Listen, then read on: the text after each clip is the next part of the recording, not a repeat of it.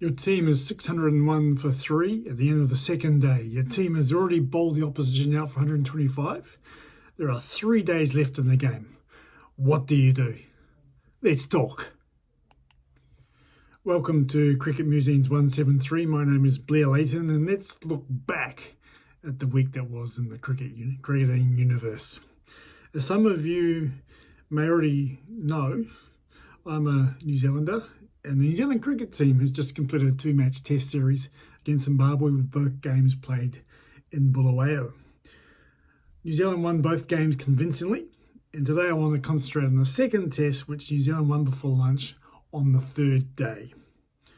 Bowling Zimbabwe out for 125 in the first innings, New Zealand was always in control of the game, and all the attention was whether they could make up for their lacklustre performance with the bat in the first test, and they did that in spades. 3 players, Devon Conway, Henry Nicholls and Rachin Ravindra, all scored over 150. And by the end of the second day, they were 601 for 3, as I said before. I believe that no one would have begrudged them if they tried to go for some team records, like the 952, which is the highest team score in Test cricket, or the 715, which is the highest for New Zealand. Mitchell Santner, the New Zealand captain, decided that enough was enough, and they decided to try and bowl Zimbabwe out, which they did quite easily in the end.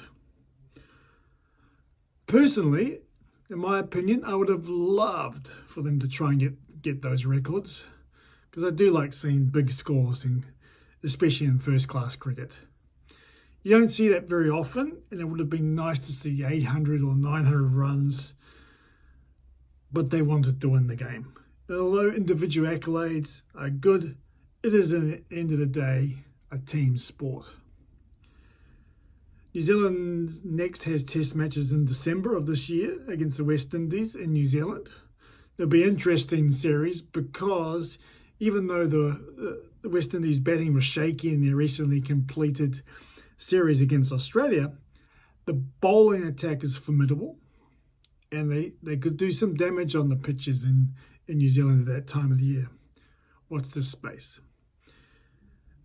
Now, last night in Darwin, in the far north of Australia, the Aussies had a win by 17 runs in the first T20 international against South Africa. A little bit of revenge for the World Test Championship final loss, maybe. I know that the Aussies played some cricket in Darwin and Cairns in the noughties, like 2004, 2005, something like that. But it confuses me why they haven't done it consistently. The weather is good. The facilities look excellent.